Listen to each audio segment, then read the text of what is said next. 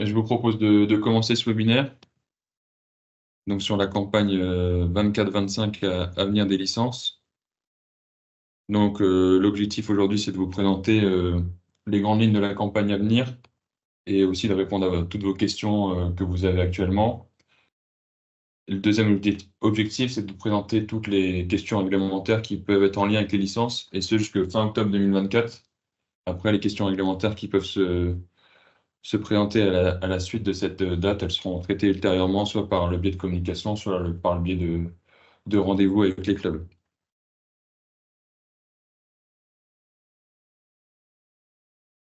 Donc tout d'abord, les objectifs de ce webinaire.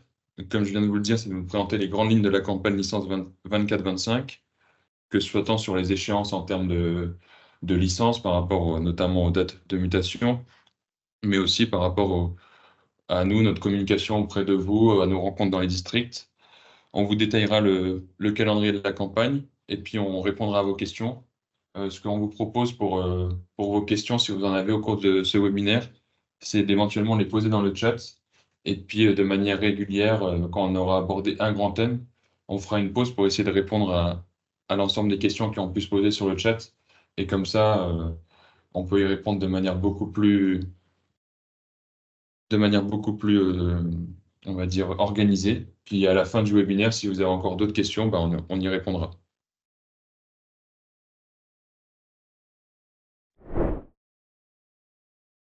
Donc, je vais me présenter. Je m'appelle Shorts Aurélien, je suis juriste au sein du pôle juridique. Et c'est moi qui suis, on va dire, le référent pour cette campagne licence. Puis je vais laisser Amandine se présenter. Bonjour à tous, enchantée d'être avec vous ce soir. Donc pour ceux qui ne me connaissent pas encore, Amandine Ménigoz, je suis responsable du service au club et il a été demandé au service au club de préparer la campagne des licences pour vous aider, vous accompagner dans ce temps fort pour la Ligue, mais aussi et surtout pour vous, les clubs. Je serai présente toute la soirée. On vous présente le programme de la réunion. Vous l'avez sous les yeux. Pour les modalités, en effet, donc Aurélien en a parlé. Vous pouvez poser vos questions dans le chat, dans l'espace de conversation. Je les regarderai très régulièrement. On fera des pauses à chaque temps fort pour répondre à vos questions sur chacune des parties qui seront abordées. On essayera de répondre à quelques questions sur 5 minutes, de sorte à tenir le temps imparti qu'on a voulu être d'1 heure. Donc voilà, n'hésitez pas, on va essayer d'être le plus réactif possible. On vous propose de commencer les modalités de la campagne et rentrons déjà dans le vif du sujet avec cette première information pour vous indiquer que le démarrage de la campagne aura lieu le 4 juin à partir de 16 h. Donc, à partir de cette date, vous pourrez évidemment commencer à saisir vos licences. Pour ce faire et pour que l'ensemble de la saisie de vos licences soit transmise au service de la Ligue, vous devrez, et ça c'est une nouveauté, valider l'engagement républicain qui apparaîtra à vous au début de la procédure et la note de conformité des RGPD, donc la protection des données. Vous devrez cocher, valider, puis ensuite, comme les précédentes années, vous devrez valider le bureau du club ainsi que le RIB du club, qui sont très importants puisque c'est ce qui permettra de transmettre toutes vos demandes de licence et qu'elles commencent à être validées. Sans la validation du bureau ou du RIB, vous ne pourrez pas transmettre vos licences. Donc, faites-le le plus rapidement possible pour que ça arrive, nous, dans notre espace et qu'on puisse commencer à valider. Je compléterai.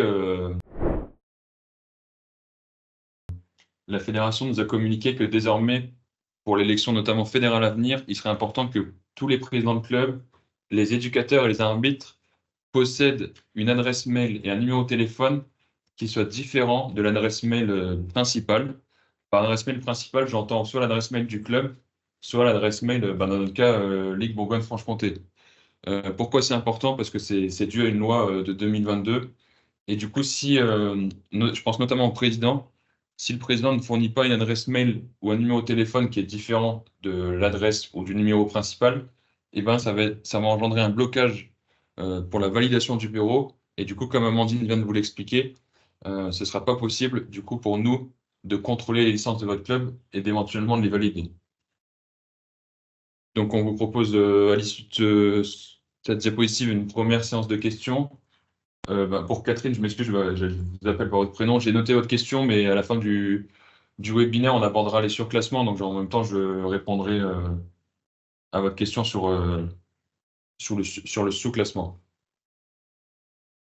Si vous n'avez pas de questions, je vous propose de continuer. On va aborder là, maintenant la question des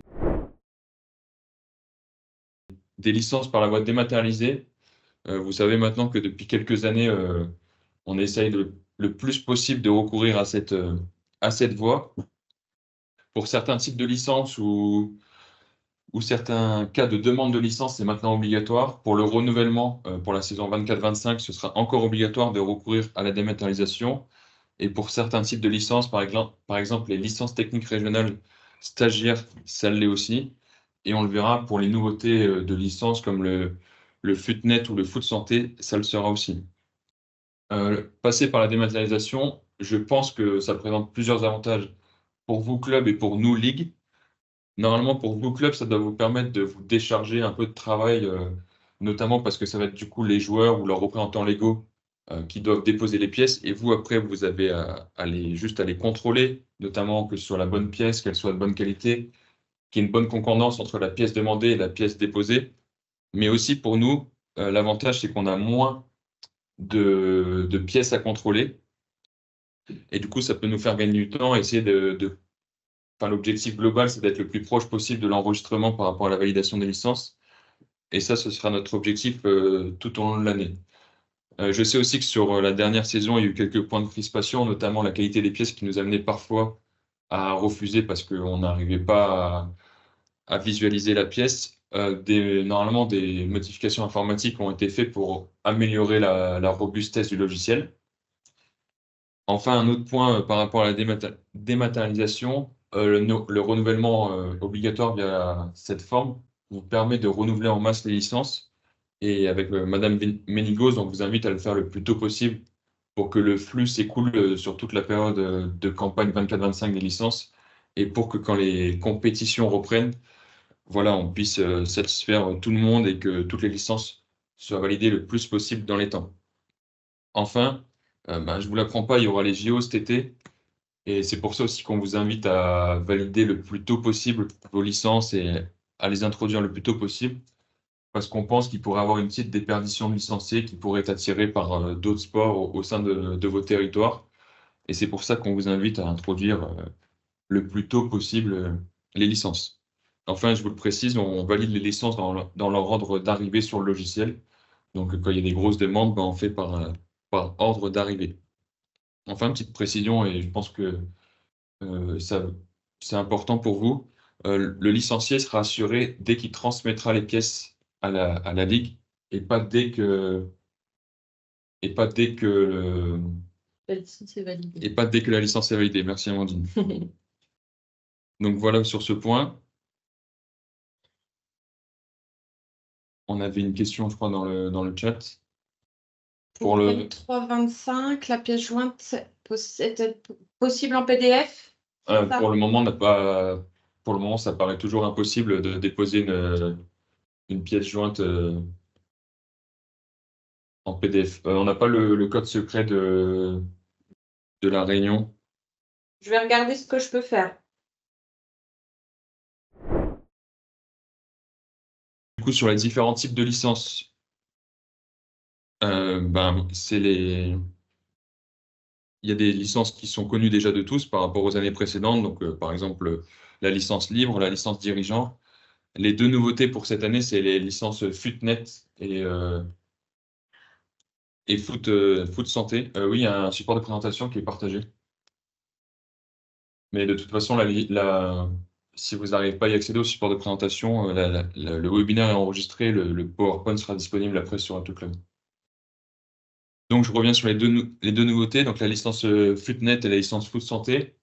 La licence FootNet, et c'est important de le préciser, c'est une licence pratiquant, au même titre qu'une licence loisir ou une licence libre. Donc, par conséquent, il y a toujours cette limite de 2 licences pratiquants au maximum de manière simultanée. La licence Foot Santé, ce n'est pas une licence pratiquant, mais si vous avez une licence libre dans un club, vous ne pourrez pas obtenir une licence Foot Santé. Enfin, le point commun entre ces deux licences, c'est que une personne ne peut l'obtenir qu'à partir de la catégorie U14. Donc en dessous, il pourra ne prendre qu'une licence libre. Il sera cependant possible de prendre une licence Foot Santé dans différents clubs. Enfin, sur la nature des licences, et ça, vous le savez aussi, il y a les 3 grandes catégories de licences et le renouvellement, les nouvelles demandes ou les changements de club. On vous a aussi proposé dans la présentation les transferts internationaux parce qu'on sait que c'est un sujet parfois compliqué et important. Mais sur la présentation, que ce soit sur Foot Club ou Foot 2000, pour l'instant, on reste à 3 catégories de licences, donc c'est-à-dire renouvellement, nouvelles demandes et changement de club. Mais on vous a quand même précisé transferts internationaux et puis on aura l'occasion d'y revenir par la suite de la présentation. Donc, en effet, comme Aurélien l'a introduit, cette année, 2 nouvelles licences sont possibles, en plus de toutes les licences traditionnelles que vous connaissez déjà. Donc, la licence Footnet, qui permet la pratique exclusivement de compétitions Footnet, qui est possible à partir de U14 et pour lesquelles il sera nécessaire d'avoir un certificat médical, au même titre qu'une licence classique. Pour la licence Foot Santé, donc celle-ci, elle est plus restrictive. Elle permet les activités golf foot, fit foot et foot en marchant. C'est également possible à partir de la catégorie U14 et il n'y a pas de certificat médical. Vous aurez à cocher, le licencié, le futur licencié aura à cocher une attestation sur les conditions de pratique et notamment l'encadrement médical. Et ensuite, la licence pourra se faire. Je rappelle que les règlements imposent 2 licences pratiquants maximum. Donc, vous ne pouvez pas cumuler une licence Footnet en plus de 2 autres licences. Je pense par exemple à du foot libre, futsal, qui sont déjà 2 licences. Vous ne pourrez pas cumuler une licence Footnet en plus. Donc, il faudra que les pratiquants choisissent la pratique Footnet, peut-être en comparaison d'autres activités qu'ils avaient l'habitude de pratiquer. Je complète et je rappelle que ces 2 licences, vous ne pouvez les saisir que par la voie dématérialisée. Et concernant la licence Foot Santé, pour tous les licenciés qui souhaitent obtenir cette licence, il y aura forcément un cachet sur cette licence, par exemple, pour interdire notamment de pratiquer en foot libre. Si vous avez une licence Foot Santé, vous ne pouvez pratiquer qu'en foot santé et pas après évoluer dans des compétitions de foot libre.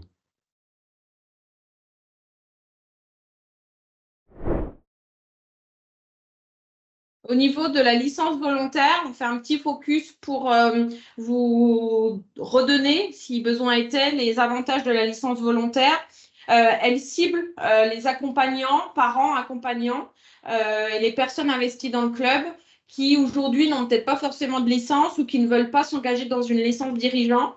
L'intérêt de les licencier, c'est qu'ils peuvent bénéficier du contrat d'assurance global de la Ligue. Par exemple, un parent emmène régulièrement son enfant et du coup des autres enfants de l'équipe à des matchs à l'extérieur. Ce parent a, au bout de la 3e journée, un accrochage avec sa voiture. Le contrat de la Ligue va pouvoir prendre, par exemple, la franchise de son contrat auto personnel. Ça a quand même un avantage pour les parents, notamment, qui accompagnent régulièrement. Pour ce faire, on vous a mis une petite procédure. Au moment de la licence dématérialisée, dans le type de licence, vous pouvez sélectionner les licences volontaires. Je ne sais pas si vous avez des questions à ce stade avant de passer aux certificats médicaux. N'hésitez pas à écrire vos questions afin qu'on puisse… Normalement, vous n'avez pas la possibilité de pouvoir actionner le son, donc je vous recommande d'écrire dans la conversation vos questions. Donc, est-ce qu'une licence volontaire, on peut être juge de touche ou être délégué? Non, avec une licence volontaire, vous ne pouvez pas faire juge de touche ou délégué, Monsieur Genet, parce que la licence volontaire, il y aura forcément un cachet qui indiquera que vous ne pouvez pas participer à des fonctions officielles. Donc c'est pour ça que si vous voulez remplir cette activité, il vous faudra forcément une licence dirigeant. Et je précise aussi que si une personne possède une licence volontaire dans un club et qu'elle souhaite introduire une licence dirigeant, la licence volontaire sera automatiquement supprimée par le logiciel. Je n'ai pas compris l'impact sur l'assurance voiture. En fait, le fait d'avoir une licence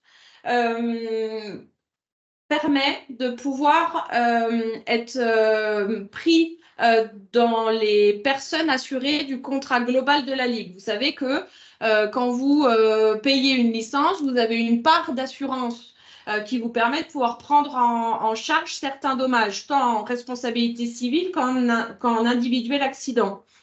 Le fait de licencier une personne dans votre club, d'ailleurs, peu importe la nature de la licence, ça vous permet de le rentrer dans les bénéficiaires de ce contrat général d'assurance, qui est le contrat global que la Ligue négocie avec un assureur pour l'ensemble de ses licenciés. Donc, votre papa, dans notre exemple concret, qui accompagne mais qui n'est pas licencié, si jamais il arrive un problème au moment d'un déplacement pour votre équipe, il pourra être pris en charge sur un certain nombre de dommages dans le contrat global de la Ligue. S'il n'est pas licencié, évidemment, il sera exclu de ce contrat puisque c'est la condition sine qua non pour pouvoir l'être.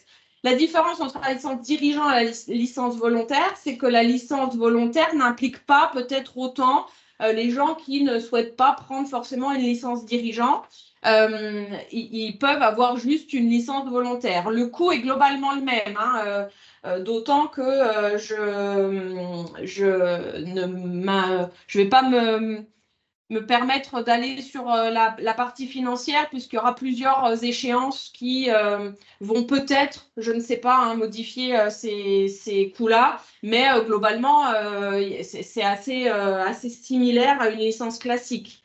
Donc voilà, n'hésitez pas à licencier les parents peut-être sur une licence volontaire. Alors, est-ce qu'il faut souscrire une assurance supplémentaire avec la licence volontaire? Non, je pense, j'espère avoir répondu à la question. Dès lors que vous êtes licencié, vous bénéficiez du contrat assurantiel. J'ai vu aussi qu'il y avait une question dans la partie questions-réponses sur est-ce que le RIB est obligatoire cette année pour valider le bureau, je suppose. Oui, le RIB est obligatoire. Il faudra impérativement déposer un RIB pour que le bureau soit validé et après pouvoir saisir les licences. Si vous avez déjà déposé un RIB la saison dernière et que c'est le même, vous aurez juste à le revalider. Puis si jamais il a été changé, il faudra effectivement le modifier. Concernant les certificats médicaux? Alors, concernant les certificats médicaux, notamment pour les joueurs, il y aura l'obligation sur les certificats médicaux, notamment quand ils sont sur des papiers libres, c'est-à-dire pas sur le bordereau de licence ou pas sur le papier fourni type par la Fédé. Il faudra impérativement une mention de la pratique du football pour qu'on puisse de notre côté valider la pièce, le certificat médical, enfin l'absence de contre-indication à la pratique du football. Pour les gens qui seront dans l'obligation de fournir un certificat médical cette saison, il y aura tout d'abord tous les nouveaux licenciés majeurs. Par licenciés, j'entends éducateurs, arbitres et joueurs, parce qu'après je ferai un petit point sur les dirigeants. Tous les licenciés majeurs aussi ayant fourni un certificat médical pour la saison 21-22 et qui depuis ont conservé leur qualité de licencié, qui n'ont pas refourni de certificat médical depuis, puisqu'on arrivera à l'expiration de la période de 3 saisons sportives. Ensuite, tous les licenciés qui ont acquis la majorité depuis la dernière prise de licence. Quand bien même une personne de 17 ans a fourni un certificat médical la saison précédente, sur la saison 23-24, étant donné que ce certificat n'est valable qu'une saison, et que depuis elle est devenue majeure, il faudra forcément qu'elle fournisse un nouveau certificat médical. Et puis enfin, de manière globale, que ce soit pour les personnes mineures ou majeures, toutes les personnes qui répondent non à une des questions de l'auto-questionnaire médical devront fournir un certificat médical. Je rappelle que le joueur mineur, par principe, il n'est pas dans l'obligation de fournir un certificat médical. C'est seulement s'il répond oui à l'une des questions de l'auto-questionnaire. Donc, par principe, le joueur mineur, il n'est pas dans l'obligation. Il y a encore beaucoup de joueurs mineurs qui fournissent un certificat médical et qui pourtant ont répondu non sur les bordereaux de demande de licence à l'auto-questionnaire médical. Par rapport aux dirigeants, le certificat médical, comme les saisons précédentes, n'est pas obligatoire du fait du contrat d'assurance que la Ligue a conclu avec un assureur. Donc, pour tous les dirigeants, même si, là, parce que je vois une question, même s'ils souhaitent faire arbitre de touche de manière occasionnelle, le dirigeant n'est pas dans l'obligation de fournir un certificat médical. Concernant la question de M. Jeunet sur la pratique du football en compétition, la simple mention pratique du football, même s'il manque la deuxième partie de la phrase en compétition, pour une licence libre, n'entraînera pas de refus sur la saison 24-25. Il faudra juste absence de contre-indication médicale à la pratique du football. Désormais, on va aborder les licences encadrant au sens large ainsi que les licences arbitres. Concernant les licences encadrant, il y aura une petite nouveauté sur les bordereaux de ces licences éducateurs, animateurs, techniques régionales aussi. C'est que dans la partie contrat de travail, il y a une nouveauté. La fédération a ajouté 2 lignes concernant les contrats aidés, notamment pour pouvoir mieux les renseigner sur les dates de début de contrat et les dates de fin, ce qui vous permettra, vous, notamment lorsque vous avez des apprentis potentiellement au sein de votre club, d'insérer ces renseignements. Je vous rappelle que la licence encadrant, elle doit être fonction du niveau de diplôme le plus haut que la personne possède. Et d'ailleurs, lorsqu'on insère une licence par la voie dématérialisée, le logiciel va automatiquement proposer la licence qui correspond au plus haut niveau de diplôme.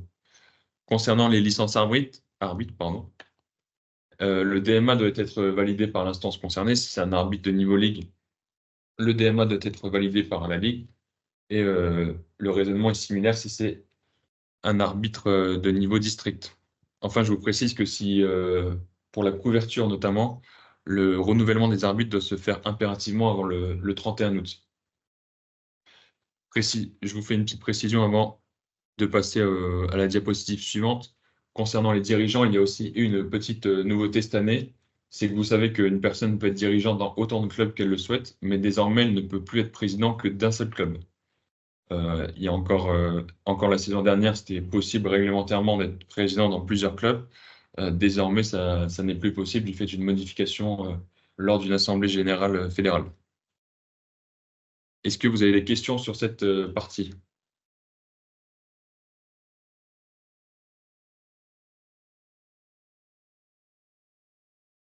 L'an dernier, votre question, c'est par rapport au RIB, je suppose? L'an dernier, on ne pouvait pas valider le bureau tant qu'un RIB n'était pas déposé.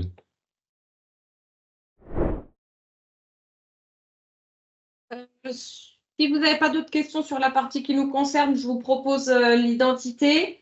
Donc, attention et là, j'en appelle vraiment à votre vigilance.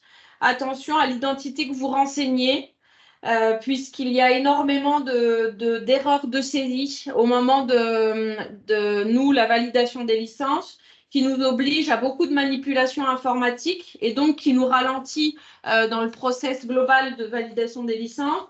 Quand on compare les pièces d'identité avec l'identité que vous renseignez, il y a beaucoup d'erreurs sur la date de naissance, sur le lieu de naissance. Parfois, ce n'est pas la bonne année. Des fois, la licence, elle est enregistrée pour une fille alors que c'est un garçon ou inversement. Donc, soyez vraiment très vigilants à indiquer les bonnes informations de l'identité. Cette année, ça c'est une petite nouveauté, vous aurez la possibilité et on vous encourage encore une fois vraiment à le faire, de saisir les noms de naissance, notamment pour les éducatrices dirigeantes et arbitre, puisque ce ne sera pas obligatoire et la possibilité ne sera pas faite ouverte pour les joueurs, les joueuses du moins. Je vous invite vraiment à saisir ces noms-là. Vous avez vu cette année qu'ils ont été, ça a été très important, notamment pour le contrôle d'honorabilité en milieu de saison. Donc voilà, faites très attention à bien saisir l'ensemble des informations et d'être très précis sur les identités qui sont déclarées et renseignées en comparaison des pièces d'identité.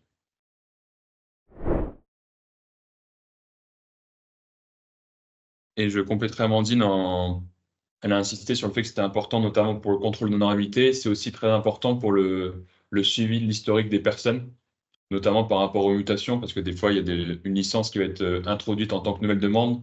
Et puis après, on se rend compte qu'en modifiant, par exemple, une lettre dans l'orthographe du prénom ou la date de naissance, et ben, finalement, cette personne doit être mutation. Et du coup, après, ben, dans votre gestion au quotidien, pour que ce soit pour le club quitté ou le club d'accueil, ben, c'est souvent plus problématique. Après l'identité déclarée, maintenant, on va vous parler des pièces d'identité. Donc, vous le savez qu'elle est obligatoire pour toute nouvelle demande de licence.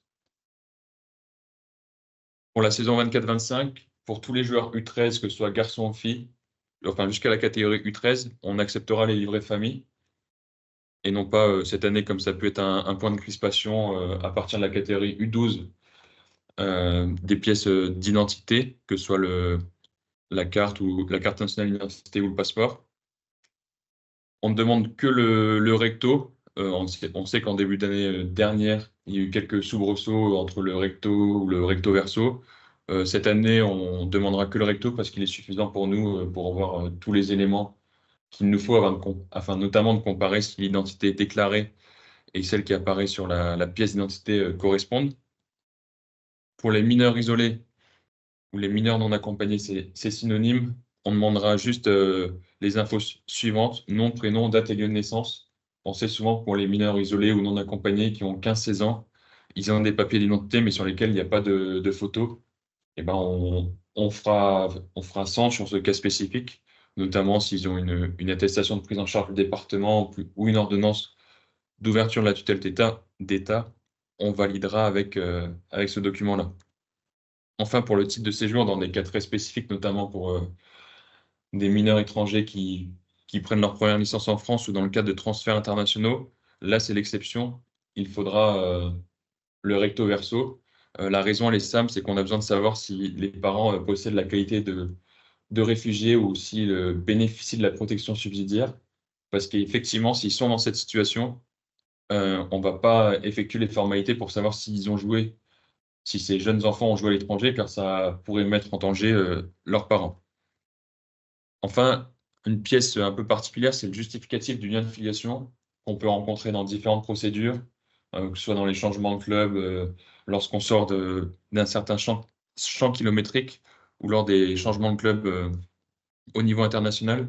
On demandera à ce que le lien de filiation figure sur le même document. Je sais que parfois c'est problématique pour les enfants suisses parce que toute la filiation est parfois présente sur plusieurs pages. À ce moment-là, vous pourrez nous contacter par email pour qu'on trouve une solution, notamment dans le cadre de changement de club au niveau international. Mais on demandera à ce que le plus possible la filiation figure sur un document unique, notamment pour qu'on puisse bien comparer les parents biologiques avec l'enfant.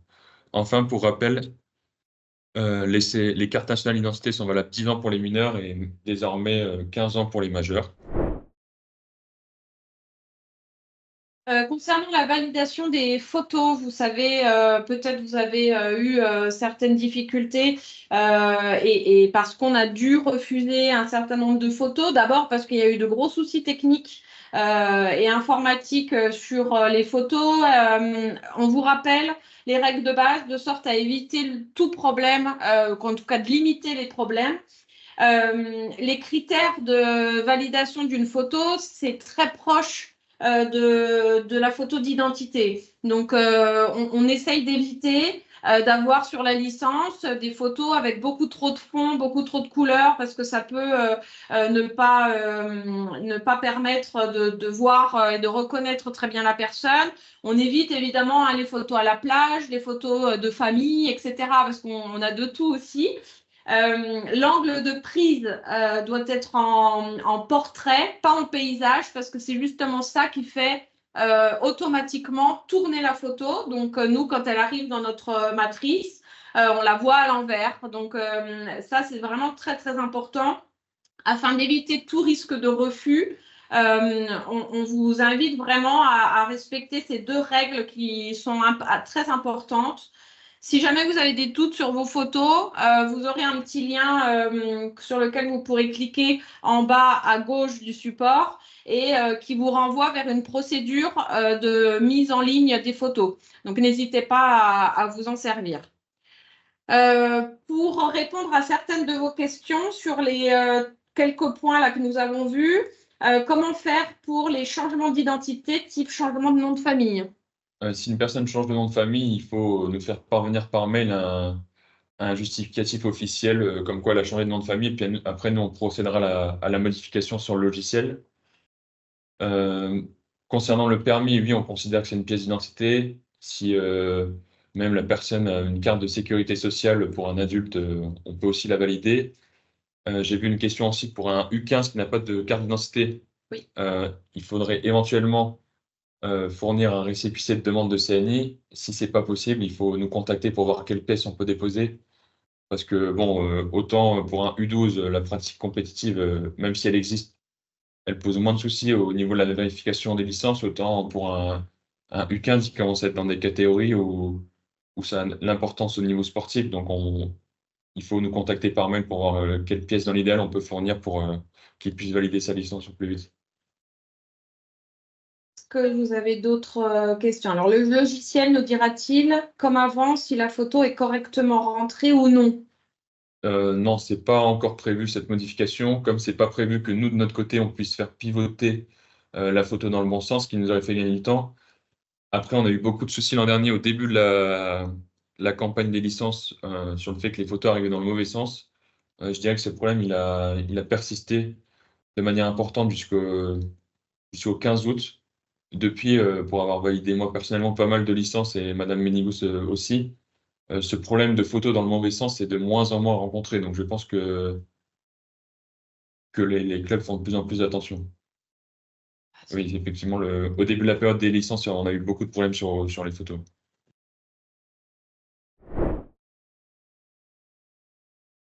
On vous propose de continuer avec les licences pour les mineurs étrangers. Alors, tout d'abord, pour tous les mineurs étrangers et nés à l'étranger, la précision importante, il faut vraiment que si un mineur étranger est né en France, toute la procédure que je vais vous décrire par la suite n'a pas lieu de s'appliquer. Lors d'un premier enregistrement pour ces personnes du coup étrangères nées à l'étranger, il faudra impérativement saisir un motif pour la demande. Les deux plus courants étant le changement de domicile des parents dans le pays du nouveau club ou installation pour raison humanitaire avec ou sans ses parents. Ce dernier motif que je viens de vous énoncer, donc installation pour raison humanitaire avec ou sans ses parents, ça concerne les mineurs non accompagnés ou les mineurs isolés. Lorsque vous sélectionnez le motif d'exception de la demande, le logiciel va automatiquement vous demander les pièces qui correspondent à ce motif. Je vous précise que pour les enfants de moins de 10 ans, le logiciel ne vous demandera pas de motif d'exception, mais c'est nous qui vous demanderons les pièces par la suite pour vous faire les vérifications. Et comme ça, dans la suite, on va dire de la carrière du joueur, d'autres ligues ou d'autres centres de gestion n'auront plus à faire ces modifications par la suite qui peuvent parfois être contraignantes et qui peuvent parfois faire part du temps avant que le joueur puisse prendre part à des compétitions. Si le mineur étranger, mais ce sera vrai aussi pour le majeur, on verra après, a déjà eu une licence à l'étranger au cours des 30 derniers mois, il faut le signaler à notre service licence pour qu'on puisse faire la demande de certificat international de transfert auprès de la fédération. C'est important que vous ayez conscience qu'il faut signaler ces licences à l'étranger parce que si jamais nous, après, on s'en rend compte par une information qu'on peut obtenir par divers canaux, ça peut engendrer la perte de match par pénalité et des amendes assez lourdes. Dans tous les cas, si ce renseignement n'est ni indiqué sur le bordereau et que vous nous le faites pas parvenir par mail, si jamais nous, on a un doute sur le fait que le mineur ou le majeur peut avoir obtenu une licence au cours des 30 derniers mois à l'étranger, on fera les vérifications auprès de la fédération et ça peut vous faire perdre du temps parce que ça occasionne une première demande à la fédération étrangère. S'il s'avère que la personne a une licence à l'étranger, du coup, on est obligé de tout recommencer depuis le début. Et sur un aspect financier, ça vous engendre une demande d'information qui coûte 20 euros et après un certificat international de transfert qui coûte 50 euros. Donc, si vous nous donnez l'information tout de suite, vous évitez la première somme.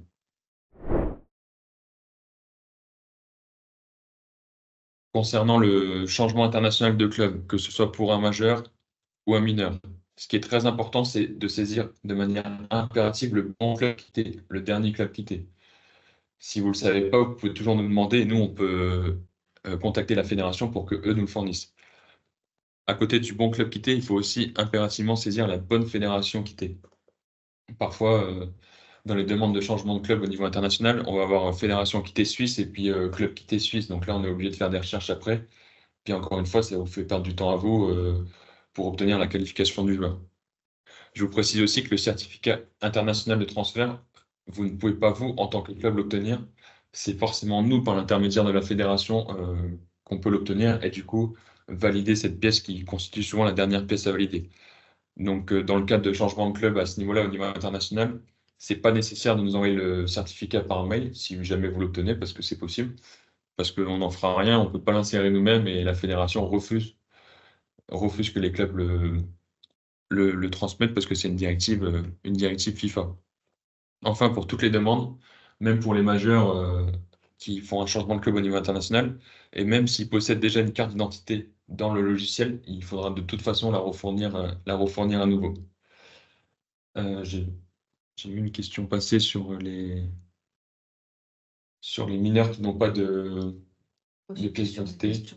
Ah, c'était sur la question d'avant, j'ai cru que c'était sur les mineurs étrangers.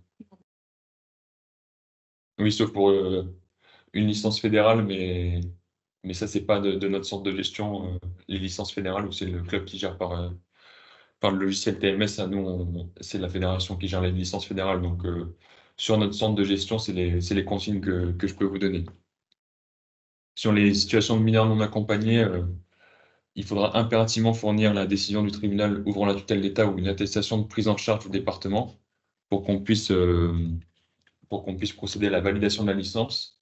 Et désormais, ces mineurs qui sont dans ces situations isolées en France auront forcément sur leur licence un cachet leur interdisant de participer au niveau national, ainsi que d'avoir une licence dans un club à statut professionnel. Et ces restrictions, elles s'appliqueront jusqu'à leur majorité.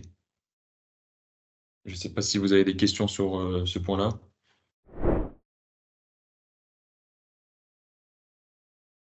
On va passer aux questions sur l'enregistrement de la licence. Donc tout d'abord, j'aimerais évoquer le cas de l'introduction de la licence, parce que la situation est différente quand que la licence soit introduite par la voie standard ou par la voie dématérialisée.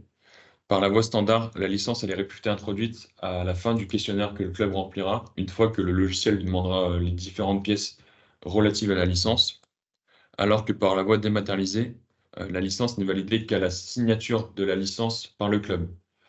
C'est un détail qui a de l'importance parce que c'est cette introduction qui fait partir le délai de 4 jours calendaires pour la qualification notamment. Donc il faut bien avoir ça en tête que le point de départ en fait diffère selon la méthode d'introduction de la licence. Enfin, et j'insiste, l'enregistrement de la licence, c'est quelque chose qui est différent de la validation. J'aurai l'occasion, et Amandine aussi, d'y revenir après. Vous pouvez enregistrer une licence, je vais prendre un exemple extrême, le lundi à la première heure, et nous, on la valide le samedi à 10 heures du matin, et ben, votre délai de qualification, il partira quand même du lundi à la première heure. Le délai de qualification, il part pas au moment où nous, on valide la licence. Et c'est important parce que l'été dernier, on a eu aussi beaucoup d'appels téléphoniques ou de courriels nous indiquant qu'il fallait impérativement valider la licence le mardi soir. Alors que non, c'est pas ça, c'est l'enregistrement qui doit être fait au plus tard le mardi soir. Donc c'est vrai que parfois, sur des semaines précédant des compétitions, on peut avoir quelques jours de décalage, mais ce qui compte, c'est que vous ayez introduit la licence au plus tard le mardi soir. On vous a fait des petits schémas pour essayer d'être concret justement sur l'enregistrement de ces licences. Donc prenons l'exemple de la semaine qui va précéder la Coupe de France cet été. Donc donc le week-end du 17-18 août, ce sera la reprise de la Coupe de France. Si votre joueur, vous avez un match le dimanche, il faudra impérativement que la licence soit introduite au plus tard le mardi. Donc, enfin, dans la lignée de ce raisonnement, si vous avez un match le samedi, il faut impérativement que la licence soit introduite au plus tard le lundi.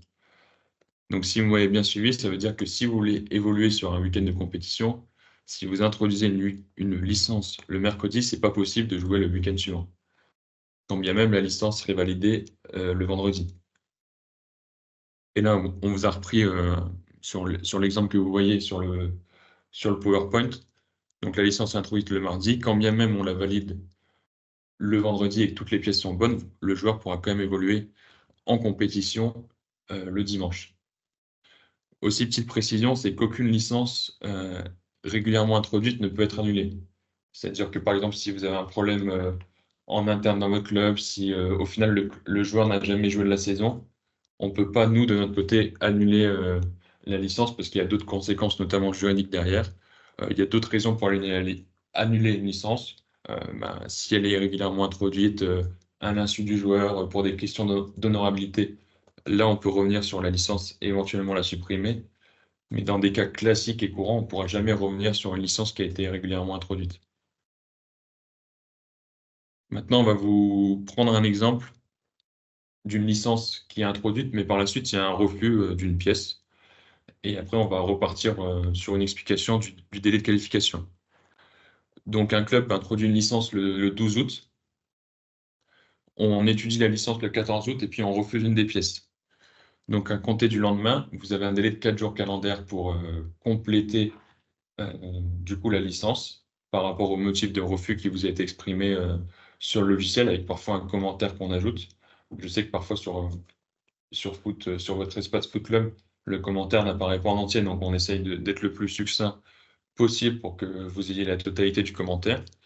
Donc on vous refuse la pièce le 14 août. Et par rapport à ce refus, à ce commentaire, vous fournissez une nouvelle pièce le 20 août qui est valable. Mais malheureusement, vu que vous ne respectez pas le délai par rapport au refus, et ben, du coup, au 20 août, il y a une nouvelle date d'enregistrement qui démarre. Et du coup, cette nouvelle pièce valable, on vous la valide le 23 août et par conséquent, on valide la licence. Et du coup, votre joueur, il peut évoluer en compétition à partir du 25 août, vu qu'on a fait repartir une nouvelle date d'enregistrement et du coup, un nouveau délai de qualification démarre à compter du 20 août, le délai de qualification qu'on a évoqué il y a peu. Et du coup, votre joueur peut prendre part à des compétitions à compter du 25 août. Le refus, il part à compter du premier refus pour un même. Enfin, il va partir à compter de chaque refus. C'est-à-dire que si on vous refuse une pièce parce que le certificat médical n'est pas présent et qu'après vous continuez à fournir une pièce sans le certificat médical, c'est à partir de la première date que le délai redémarre.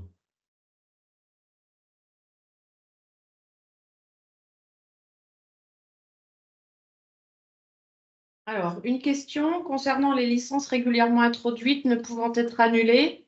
Cela concerne, par exemple, les erreurs de double licence, point d'interrogation. Effectivement, s'il y a une erreur, je pense que là vous faites allusion à l'identité déclarée. S'il y a une erreur et que nous on corrige une identité et qu'après ça fait un doublon, bah là on supprime bien évidemment la licence parce qu'elle a été régulièrement introduite et que ça a notamment une influence par rapport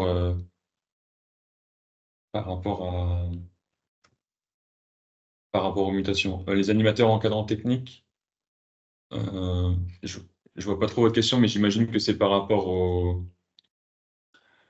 quand ça ne correspond pas au bon niveau de diplôme. Normalement, on corrigera les erreurs si ça ne correspond pas au bon niveau de diplôme pour la personne concernée.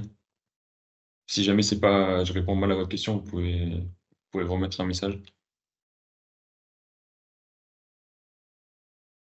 Autre question. Autre question, les dates de mutation maintenant. Désormais, on va aborder les dates de mutation. Donc, comme on vous l'a indiqué au tout début de la présentation, la période de mutation elle, débutera le 4 juin 2024, vu que c'est la date d'ouverture de la campagne des licences. Donc, du 4 juin 2024 jusqu'au 15 juillet 2024 à 23h59 pour être extrême, vous êtes en période normale de mutation. Donc, il est possible de saisir des licences jusqu'à cette date. Et du coup, vu qu'on est en période de mutation, notre service licence ne va pas procéder à la validation des licences tant que le délai d'opposition n'est pas échu. Donc, le délai d'opposition, il démarre à compter du lendemain de l'introduction de la licence. C'est un délai de 4 jours calendaires aussi. Et tant ce délai-là n'est pas échu, nous, on ne procède pas à la validation de la licence parce que potentiellement, le club quitté peut toujours former une opposition. Pour votre information, il y a des motifs d'opposition qui sont jugés recevables par la commission statut, règlement et obligations des clubs. Ça peut être notamment le non-paiement de la cotisation N-1, toute autre dette avérée du joueur envers le club ou par exemple encore la non-restitution de matériel ou d'équipements appartenant au club. À partir du 16 juillet 2024, on passe en période de mutation qu'on appelle hors période. Donc là, il n'y a plus de délai d'opposition, sauf pour les joueurs de U6 à U11 inclus. C'est-à-dire que dans tous les autres cas, il faudra impérativement obtenir l'accord du club quitté. C'est-à-dire que tant que l'accord du club quitté n'est pas obtenu, le joueur reste licencié dans le club quitté, alors que dans le cas des mutations en période normale, le joueur possède sa licence dans le nouveau club, mais il y a possibilité de former opposition là-dessus, mais il ne sera, sa qualification au sein du club quitté ne sera pas conservée. Juste pour une petite précision, des restrictions de participation par rapport aux mutations, notamment, mais pas que, s'appliquent à compter du 1er février 2025, mais ça, on aura l'occasion de vous le détailler plus tard dans la saison sportive. Concernant les périodes de mutation et par rapport à possiblement le fait qu'on refuse des pièces, on vous a fait un nouvel exemple sur la présentation. Donc, imaginons qu'un club introduise une licence le 12 juillet 2024 en changement de club. Du coup, à cette période, la mutation sera considérée comme en période normale. Le 13 juillet 2024, on refuse une pièce, par exemple, pour défaut de choix d'assurance. Et le club ne fournit la pièce valablement complétée que le 18 juillet 2024. Du coup, comme je vous l'ai expliqué pour le premier exemple, la date d'enregistrement est décalée. Et vu qu'on se situe après le 15 juillet 2024, cette date d'enregistrement décalée aura pour conséquence de modifier le cachet et du coup de le passer en mutation hors période plutôt qu'en mutation période normale. Donc on voulait attirer votre attention sur ce point qui parfois peut être sujet à crispation et qui peut avoir des conséquences pour la saison et pour les joueurs qui évoluent dans votre club et qui sont dans les cas de changement de club. N'hésitez pas à nous poser vos questions sur ce point des périodes de mutation. Pour l'instant, on n'a pas de questions écrites. Oui, je voulais juste revenir sur le refus d'une pièce, parce que peut-être que j'ai mal précisé avant, mais le délai de 4 jours calendaires ne part qu'à partir du premier refus pour une pièce. On ne fait pas repartir un délai à chaque fois qu'on refuse. Par exemple, si on vous refuse à une date, à compter du lendemain, vous avez 4 jours calendaires pour compléter la pièce. Si entre-temps, vous déposez de nouveau une pièce qu'on juge irrecevable, enfin qu'on refuse, là, ça ne refera pas repartir de nouveau le délai. C'est vraiment à partir du premier refus que le délai de 4 jours calendaires partira.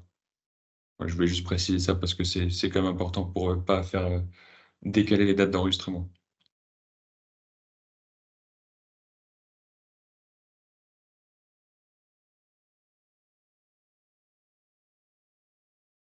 Alors, un joueur je prends la question, mais elle concerne encore les mutations.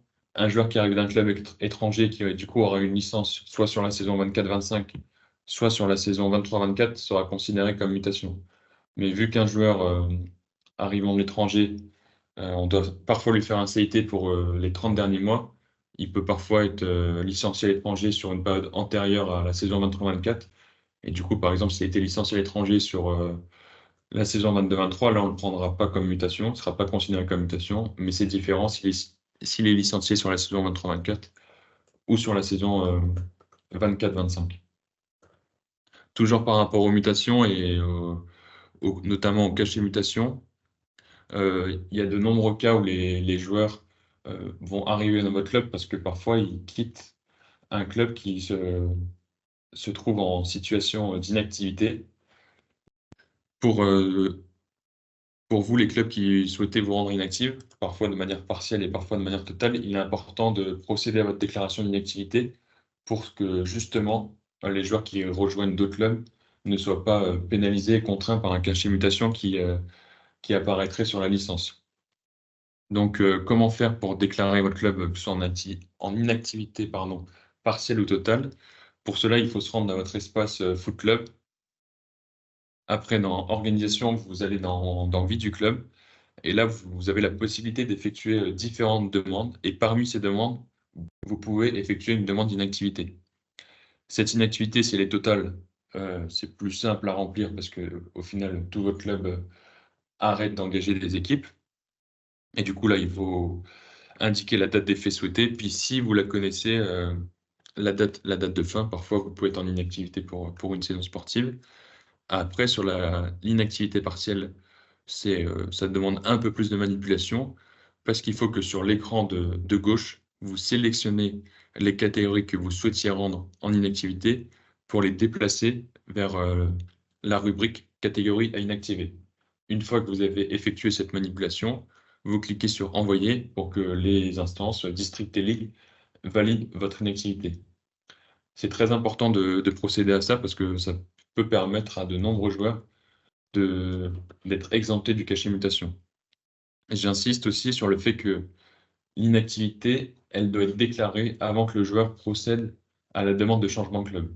Si le joueur procède à une demande de changement de club le 13 août et que l'inactivité est déclarée que le lendemain, cela ne respecte pas la procédure chronologique qui est énoncée dans les règlements et du coup, le joueur en question ne pourra pas bénéficier de l'exemption du cachet mutation. Et effectivement, si un joueur vient d'un club qui arrête, ça peut être considéré ça sera considéré comme une inactivité. Donc, soit le club fait une déclaration d'inactivité totale sur la plateforme vie du club, soit son arrêt, soit sa radiation, ça peut être différentes choses, a été pris en compte par un procès-verbal d'une instance. Et à ce moment-là, on se basera sur ce procès-verbal d'instance pour l'officialisation de l'impossibilité d'exercer dans ce club. Et du coup, le club pourra les joueurs qui quittent ce club pourront bénéficier de l'exemption du cachet mutation. L'inactivité, elle est importante qu'elle soit totale ou partielle, mais elle est surtout très importante dans les cas des inactivités partielles parce que le club va continuer à avoir une existence pour les catégories qui continuent à évoluer en compétition. Et pourtant, il y aura certains joueurs qui seront pénalisés parce que certaines catégories n'engageront plus d'équipe dans ce club.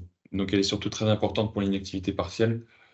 Pour l'inactivité totale, je ne dis pas qu'elle est de moindre importance, il faut quand même la faire, mais parfois c'est des clubs qui sont radiés ou arrêtés pour d'autres raisons. Et parfois on a un procès-verbal qui officialise cette inactivité, ou en tout cas l'impossibilité d'offrir une pratique aux joueurs concernés.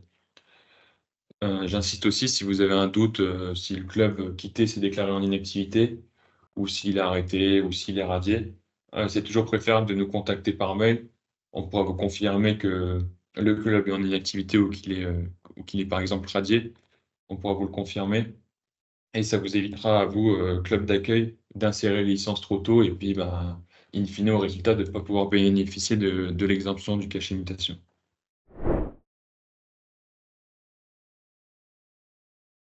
Donc désormais, si vous n'avez pas de questions, on va passer au double surclassement ainsi qu'au sous-classement, parce qu'il y avait une question tout au début du webinaire. Donc concernant le double surclassement, il est possible que ce soit pour les joueurs masculins U17 en senior, sans restriction de participation sur les feuilles de match, parce qu'on verra qu'à contrario, sur les joueuses, il y a certaines restrictions de participation sur les feuilles de match. Il est aussi possible pour les joueurs U16 d'être surclassés en U19 pour participer en championnat national. On ne l'a pas mis sur la présentation parce que sur tous les clubs du territoire, ça reste finalement des cas assez marginaux.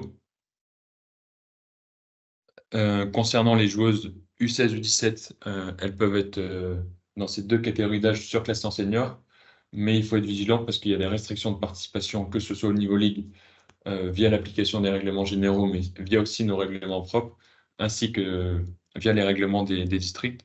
Ces restrictions, elles portent notamment sur le nombre de joueuses double surclassées que vous pouvez inscrire sur les feuilles de match.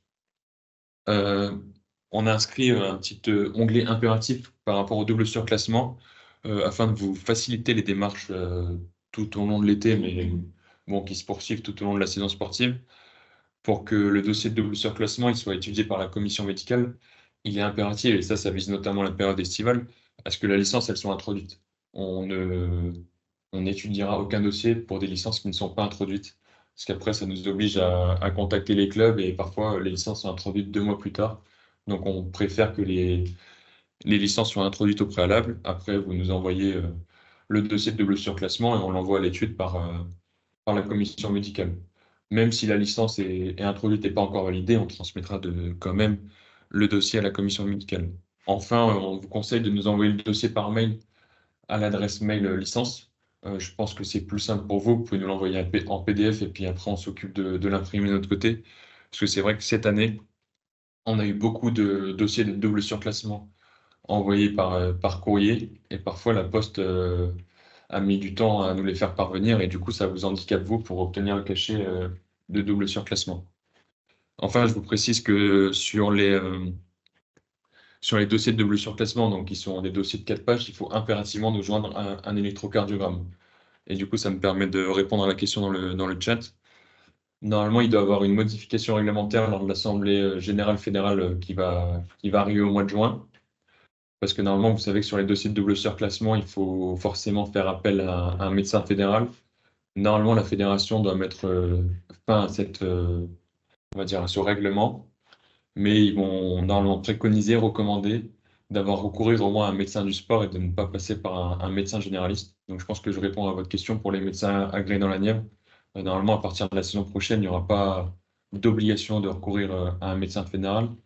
Et de toute façon, nous, on n'oblige pas à recourir à un médecin fédéral, vu qu'on sait qu'il y a certaines difficultés dans les territoires pour justement avoir des rendez-vous pour obtenir un électrocardiogramme. La petite nouveauté cette année, ce sera qu'on fera apparaître un PV de la commission régionale statut, règlement et obligations des clubs, qui paraîtra tous les vendredis sur notre espace foot 2000, mais vous sur votre espace foot club, concernant toutes les personnes qui ont leur double surclassement validé. Donc on le mettra à jour tous les vendredis. Vous pourrez aller le consulter en fin de journée pour savoir si votre dossier a été validé. Sur ce document n'apparaîtront que les noms et prénoms des personnes dont le dossier a été validé, sans autre mention, notamment par rapport au respect du secret médical. Donc, si une personne s'est vue refuser son double surclassement pour une raison médicale par la commission médicale, il faudra que nous, au service licence, on vous avertira par mail, mais le refus n'apparaîtra pas sur ce document pour éviter de compromettre le secret médical. On lit votre question. Le jeune vient d'un club et sera double surclassé.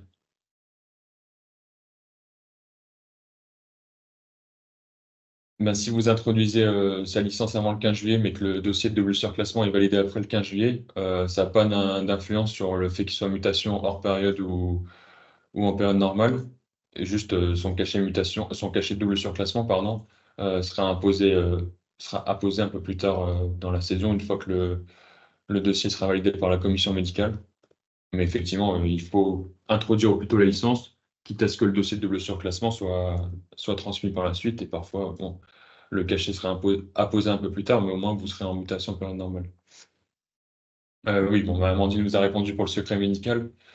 Moi, quand je réceptionne un dossier donc je les réceptionne moi personnellement, quand je les réceptionne par courrier ou par email, je me contente juste de savoir s'il y a l'électrocardiogramme dedans et je regarde juste nom, prénom, date date de naissance de la personne pour s'assurer qu'elle est bien dans les catégories concernées par le double surclassement. De toute façon, vu que j'ai pas de compétences médicales, je vais pas plus loin, mais je ne dis pas de toute façon les réponses en page 3 ou 4 concernant les renseignements médicaux. Je regarde juste que les champs soient remplis, mais je m'appesantis pas sur les réponses, notamment par rapport au secret médical. Je pense que le secret médical est beaucoup plus gardé d'ailleurs par mail que par courrier. Il y a moins de risques à ce qu'il y ait plusieurs personnes qui ouvrent la lettre, qui ouvrent l'enveloppe, que là, c'est directement géré et réceptionné par Aurélien, qui du coup est le seul à avoir l'information de votre dossier et de son contenu éventuel. N'hésitez pas à nous poser toutes vos questions. On arrive sur la fin de la présentation. Encore quelques petits points plus généraux. On peut peut-être introduire le fait que, en attendant que vous tapiez les questions que vous avez peut-être encore, et celles, notamment sur toutes les autres questions, pas forcément celles des dossiers de surclassement, mais également des questions qui vous viennent sur évidemment d'autres thèmes. En attendant que vous tapiez vos questions, on a essayé de travailler au mieux pour vous accompagner et vous aider dans cette campagne des licences. Belle soirée à vous. Merci beaucoup et à bientôt. Merci d'avoir participé à tous.